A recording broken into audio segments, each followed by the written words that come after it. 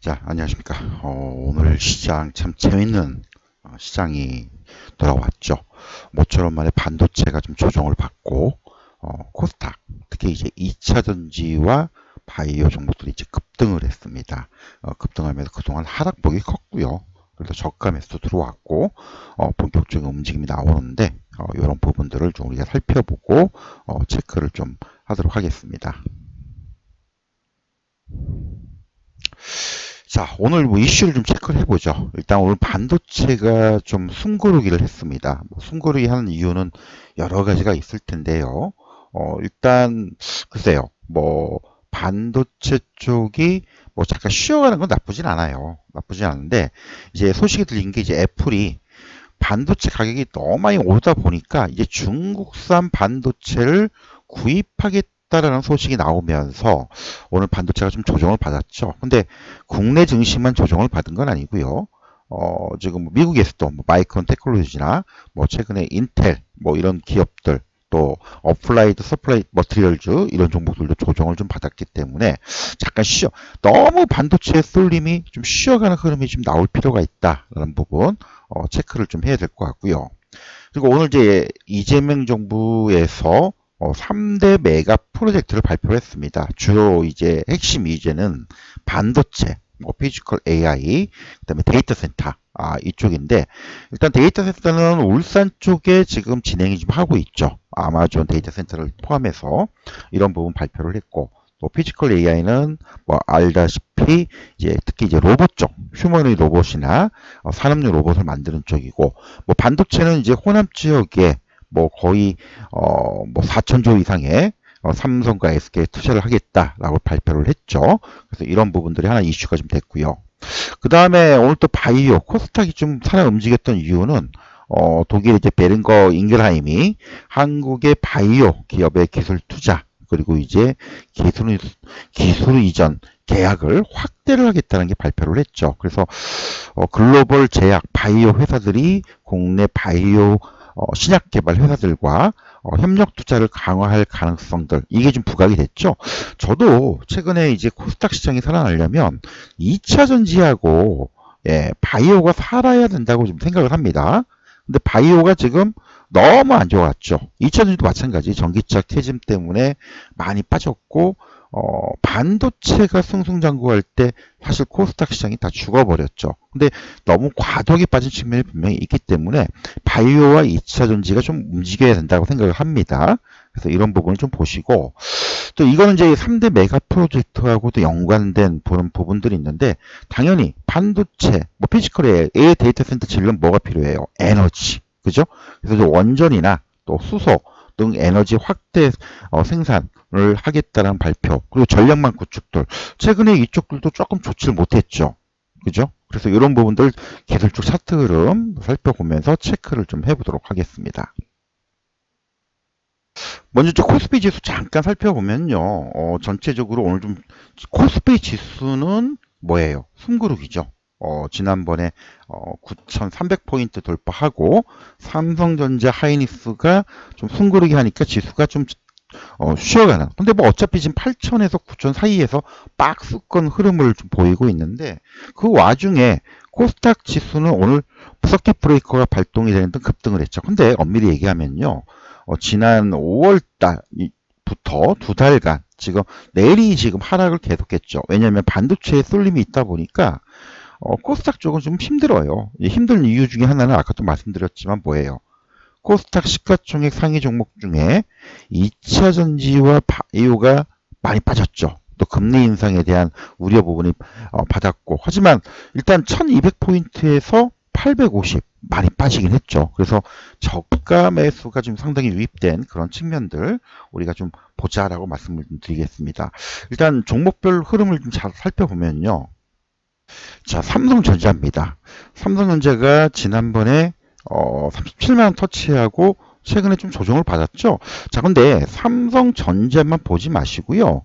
제가 이제 미국 주식 관련해서 또 해외 증시 관련해서 삼성전자와 많이 비교하는 회사가 어디입니까? 마이크론 테크놀로지. 자, 이 주식을 제가 많이 소개를 하고 설명을 드리고 있는데, 자, 마이크론 테크놀로지가 지난 4월 달에 380달러에서 지금 어느덧 1200달러 신고가를 찍고 살짝 숨고르기를 하고 있죠. 요 상승 추세 흐름은 계속 이어지고 있습니다. 자, 그런데 뭐 최근에 이제 관련된 뉴스를 이제 들어보신 분들은 알고 계시겠지만 잠깐 요 자료 사진을 좀 잠깐 보도록 할게요. 최근에 발표된 내용들 잠깐 살펴보면은 메모리 가격이 급등하니까 애플이 중국의 어디 예, CXMT 쪽에 반도체를 구입하겠다라고 지금 발표가 됐죠. 그죠? 그래서 요 부분들이 일단 시장에 좀 영향을 미친 거고, 최근에 반도체 가격이 너무 급등하다 보니까 아이패드 가격 인상을 불러왔죠. 그리고 이제 미국 정부의 로비를 좀 진행을 하고 있다라고 지금 발표가 되고 있습니다. 근데 반도체 슈퍼사이클은 계속 이어지고 있고요. 풍기 현상이 계속 이루어지고 있죠. 선계야. 자, 그래서 결국 반도체 가격이 상승한 거를 이제 소비자 가격이 전가시키는 이런 흐름들이 이어지고 있는데, 어쨌든 요 흐름들은 당분간 좀 지속이 될 수밖에 없다. 요 내용들을 좀 봐야 되고요. 일단 내용들을 좀 살펴보면은 최근 이제 애플이 미국 국방부의 중국군 지원 사업을 선정한 D램 제조업체, 이제 창신 메모리라고 하죠, 보통 CXMT 쪽에 구매할 수 있도록 트럼프의 승인을 얻기 위해 로비를 하고 있다라고 하죠. 결국은 뭡니까? 삼성전자, 하이닉스, 마이크론, 그죠? 거의 삼성전자, 하이닉스가 전 세계 D램 시장에 거의 70%를 공급을 하고 있는데, 요거 가격이 급등하니까 요거를 해결하기 위한 우회 방법. 근데 문제는 아직 중국산 반도체들이 성능이 떨어지죠. 그리고 그만한 생산 캐파가 안 돼요. 그래서 이거는 뭐 일시적인 방편이 될 수는 있겠지만 근본적인 문제 해결책이 되지 않고요. 보통 라인 하나 뭐 다 알고 계시겠지만은 반도체 라인 하나 까는데 보통 적게는 1.5조 원에서 5조에서 한 2조가 들어갑니다. 그리고 이거 라인 건설하는데 시간도 오래 걸리죠. 이 막대한 투자를 해서 생산 라인 구축을 해야 되는데, 삼성하고 지금 하이닉스 같은 경우는 용인 클러스터에 지금 짓고 있는데 이게 빨라야 2027년 27년도 하반기로 갈 수 있거든요. 그럼 이때까지는 공급 부족 사태가 계속 이루어질 수밖에 없는 거죠. 가격도 인상이 되겠고. 그래서 이 부분 때문에 오늘 반도체 관련된 기업들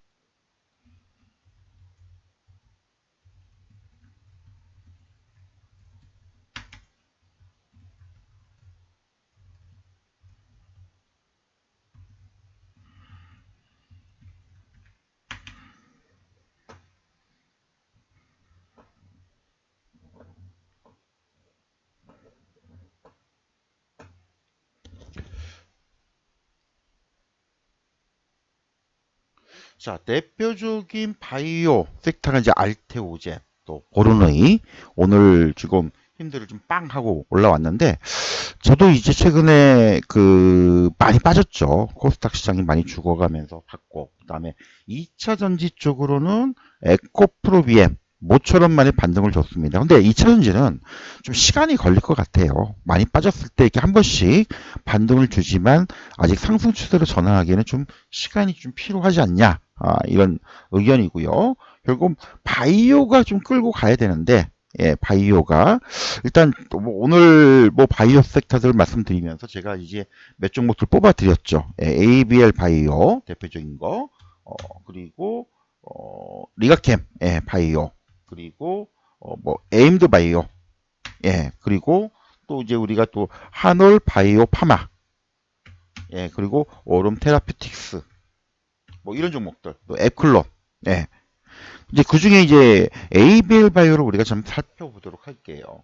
ABL 바이오 같은 경우 많이 빠졌죠. 바이오가 빠졌던 이유는 뭡니까? 금리 인상 가능성, 그리고 반도체 쏠림. 왜냐하면 성장주들은 당장의 실적은 아니더라도 미래의 가치가 부각되는 종목들이 되는데, 뭐 금리 인상이나 또 당장의 실적이 없다 보니까 미래의 가치 부각보다는 지금 당장 실적을 내놔라 했을 때는 보여줄 건 없거든요. 하지만 바이오가 뭐 한때 지금 ABL 바이오도 20만 원대에서 지금 10만 원 반토막 났죠. 그죠? 그리고 최근에 리가켄 바이오, 얘는 이제 국민성장펀드에서 5천억 투자를 받았죠. 그죠? 근데 오히려 주가가 지금 많이 못 가고 있어요. 오히려 지금 과거 같았으면은 이런 리가킨 바이오 같은 경우는 진짜 뭐 최소 3-40% 이상 상승이 나왔어야 되는데 너무 반도체의 쏠림이 극심하다 보니까 이런 흐름들이 계속 좀 이어지지 않나. 그죠? 그리고 오늘 에임드 바이오 얘도 좀 워낙 낙폭이 컸죠. 상장한 지 오래되진 않았지만은 회사의 어떤 가치적인 측면들, 특히 이제 에임드 바이오 같은 경우는 삼성 서울병원 출신들이 나와서 설립한 회사입니다. 그렇죠? 근데 최근에 기술 이전 수출 계약 누적 규모만 3조 원대가 이르는데 뭐 바이오 종목도 빠지면서 같이 밀려버리는 한때 6만 원대에서 지금 2만 6천 원 거의 뭐 60% 이상 하락했던 이런 흐름들 그죠? 그래서 이런 부분들 같이 보시고 또 하늘 바이오파마 최근에 기술 이전 수출 계약을 체결했음에도 불구하고 못 갔죠. 근데 이제 좀 움직입니다. 그래서 일단 이런 종목들 흐름들이 계속 좀 이어지지 않을까라고 저는 보고 있습니다. 그래서 오름 테라피틱스까지 포함해서 낙폭과 대 저가매수 전략은 괜찮다. 하지만 추세가 돌리려면 뭐예요? 시간이 좀 필요하죠. 그래서 대표적으로 뭐 가장 지금 선호하는 종목이 아무래도 한올 바이오 파마가 제일 지금 기술적인 추세 흐름으로는 제일 강한 그런 흐름을 좀 보여주고 있고요. 두 번째는 아까 말씀드렸듯이 뭐 ABL 바이오 낙폭과대 저가권에서의 흐름도 괜찮고요.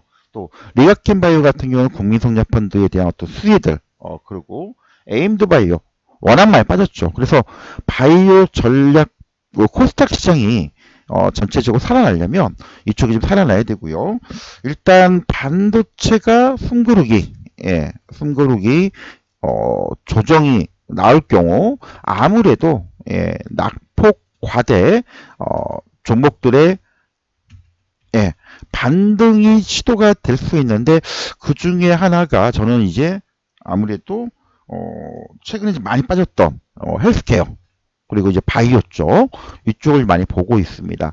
최근에 이제 헬스케어 쪽은 제가 뭐 많이 소개해 드렸던 종목들 뭐 LNC 바이오나 넥스트 바이오메디칼 뭐 시어스, 리뷰스 메디컬 뭐 이런 종목들도 있는데 뭐 그런 종목들도 같이 좀 보셨으면 좋지 않을까. 그죠? 그래서 오늘 제일 기분 좋았던 거는 아무래도 한올 바이오파마가 좀 힘을 냈다는 거. 그다음에 리가켄 바이오도 최근에 국민성장펀드에 투자를 받았 제1호 펀드로서 투자 유치가 됐지만은 힘을 못 받았는데 이제 좀 힘을 내고 있다는 거. 다만 바이오 쪽은요, 제약 바이오 쪽은 이제 문제가 뭐냐? 이 하나의 이제 단점이 하나 있죠. 지금 당장의 어떤 실적보다는 미래의 가치가 주가에 반영되는 종목들입니다. 따라서 여기에 가장 핵심이 된 게 뭐예요? 금리 인상. 즉 다시 말하면 시장의 돈들이 유동성이 축소가 되는 그런 상황이 온다면 바이오나 제약 헬스케어 쪽은 쥐약이죠. 수급적으로.